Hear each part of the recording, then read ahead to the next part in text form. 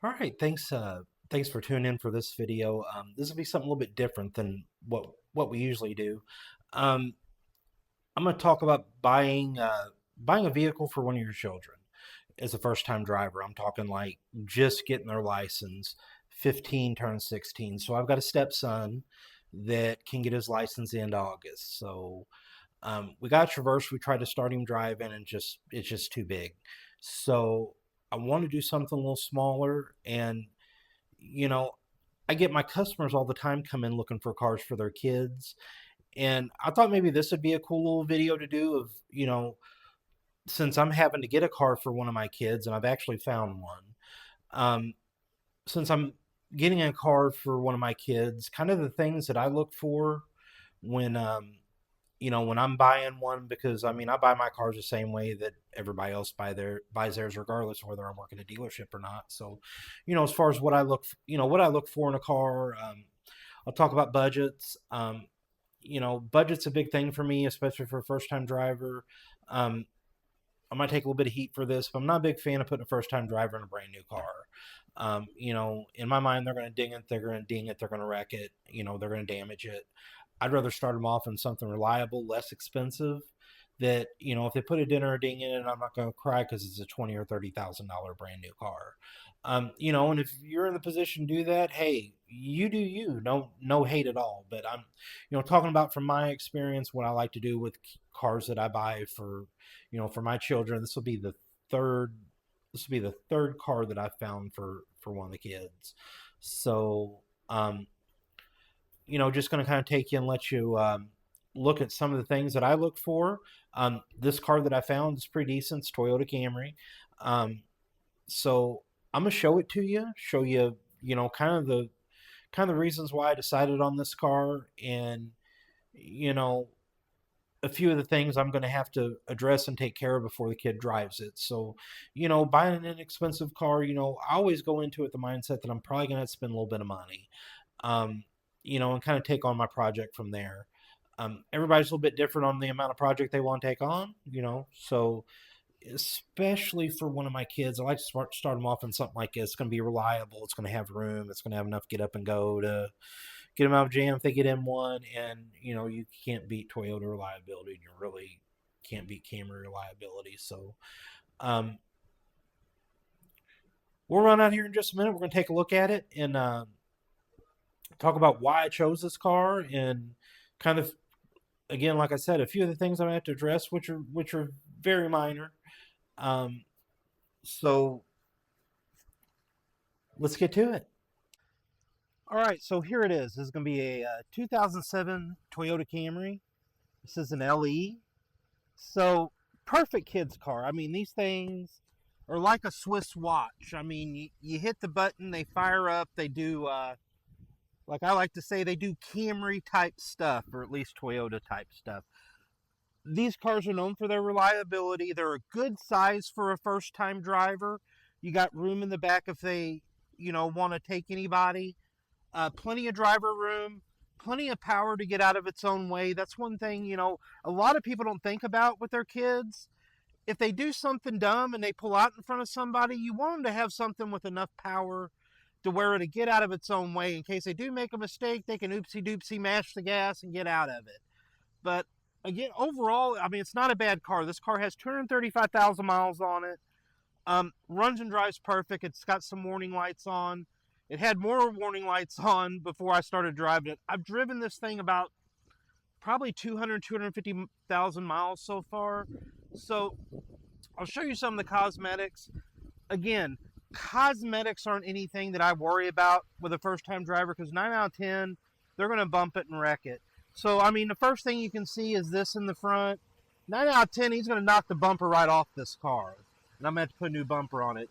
The headlights are in great shape. I mean, if I really, really wanted to, I could sand some of this stuff. I mean, you got some rough spots on the hood. I might lightly sand these, maybe put a little bit of just touch up paint so they don't get any worse. I'll just look for things that I don't want to get progressively worse. The bumper's plastic. I mean, that's going to be cosmetic. If I really wanted to repaint it, I think I could. The rock chips, I mean, hey, it's 2007. It ain't a 2027. So a couple things on this car. Again, I said in the first part of this video, know what kind of project you want to take on. With what I'm spending on this car, I definitely expect to spend money on it. So one problem I had, this thing death wobbles at 50 mile an hour. But if I can get it to come out on camera real good, I think I'm actually parked down at the bottom, but you can see, look at this. So right down here, this wheel is severely bent. I found that out. I'm probably going to need a couple tires on the front. They're probably about 3s or 4s. So eventually I'm going to have to dress some tires. So I'm really thinking about this problem here. Now I could go out to U-Pull, probably find a rim for 30, 40 bucks. Now one thing I do know 3 of the 4 tire pressure monitors are bad. So I've gotten on Marketplace. I can find about an 80-90% set of tires. Actually right now I could buy for 240 bucks. With tire pressure monitors, an 80% set of matching 4 Goodyear tires, and all 4 wheels. The hubcaps are, they're in good shape. Again, you got some paint issues here and there. Now this, let's show you this. I'm going to fix that for about $5, and I may show you all how I do that. I'm going to put a little bit of epoxy on that. I'm just going to stick that up and let it ride. Now, one thing I did notice, if you see, if I could find this piece that you pull and I want to completely replace it, which I think I'm just going to glue it, it's just bolts all the way across, and it's one piece that runs right across the bottom. As you can see, it bolts up right there. So if I really, really wanted to replace that, I think that I could. But for a kid, Camry, Accord, some of the Mazda products, the Mazda Protege is a good one. Corolla, Civic, any of these cars are known to run 200, 300, 400, 500,000 miles. My niece is driving an '02 one of these, and I would bet if I looked, that thing's got over probably 300 to 500,000 miles on it, if I guess. Kind of same cosmetic issues. Toyota makes a good car. A lot of times their paint, not so much. But, these are just a few issues that cosmetically, real easy fixes. I'm going to hop on the inside and just show you what we got going on there. So we're going to hop in. I'm just going to show you. It's a basic Camry LE. You've got a power driver's seat, power windows, power locks, tilt cruise. The interior is actually not in horrible shape, given as old as it is. The seats aren't ripped up. They're not tore up. You got a little bit of fading, I would expect. Got a couple little cuts there. If I was at U-Pull, I could get one of these for about 10, 15 bucks. Probably not going to address it on this car. I'm going to hop in. It does have steering wheel audio controls. It's got just the old school 3.5 millimeter plug. So when I got in this car, it had, literally every light on the dash on. So we're down to just having a couple. I ain't quite figured them out yet. 235, 965 on the miles. You've got an ABS light on. Here's the thing, and if one of y'all see this and have a clue, I run codes on this car. There were a lot of old codes, but there's no ABS codes, and I cannot get that ABS light to go out to save my life. So I'm still trying to figure out that one. The tire pressure light, 3 of my 4 tire pressure monitors are bad. When I address the tire issue, I'm going to address that. If I was buying this car for just me to drive, I wouldn't care about any of this shit. This here, unless it's flashing, is something minor.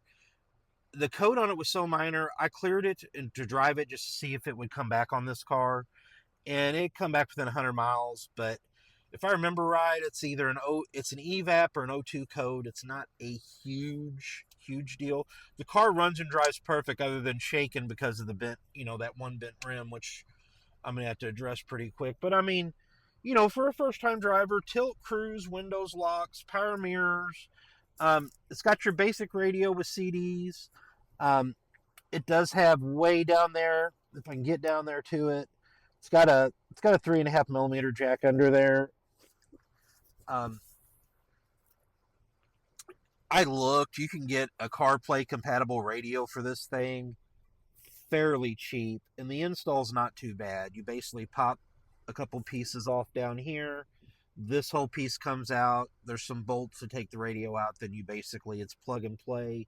Looks like the new kits get rid of, you don't have buttons here. You just got one big screen with a big silver outline that plugs in here. And I may look at doing that for him, just to have, just for Apple Maps alone as well. I don't care much about the phone and the texting, because I expect him not to be on the phone or texting while he's driving.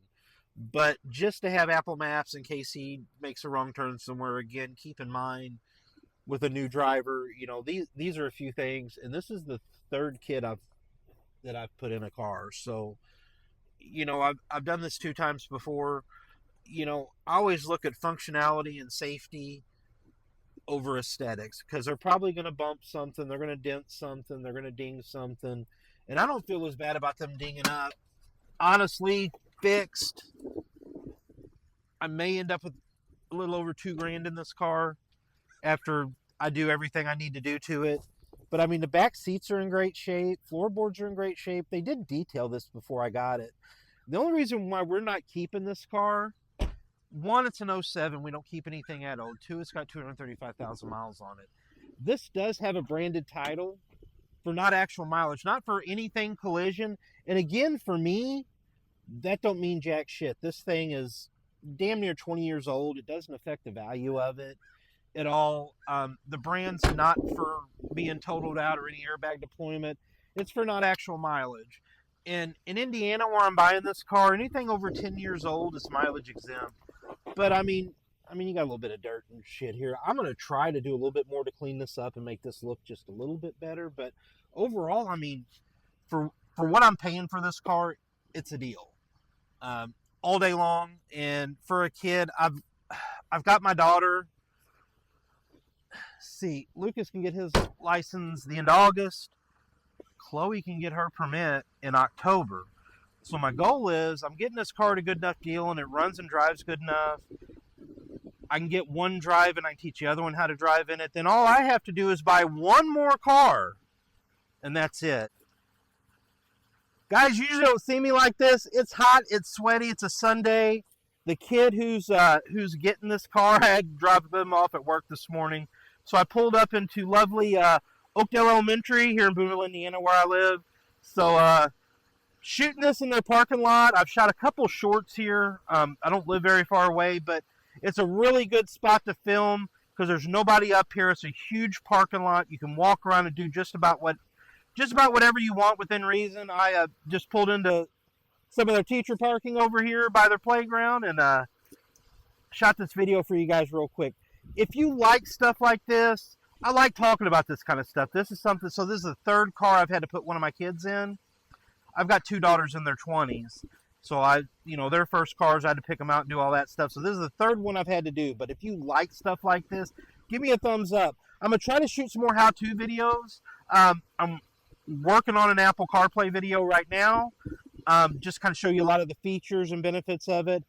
If you don't have it or haven't had it in your vehicle, it's a pretty badass thing. There's Android Auto as well. I'm working on trying to get a hold of an Android phone because I've never had an Android. I've had nothing but Apple. So I'm working on getting an Android phone too, so I could do maybe an Apple CarPlay versus Android audio video. It'd be kind of cool to do. But do me a favor, please like this video. Consider subscribing to my channel. I just now hit 100 subscribers. Thank you all very much. It is getting hot as hell here on a Sunday. I am standing on the asphalt. I'm literally frying myself standing here. So thanks a lot for watching. I'll see you on the very next one.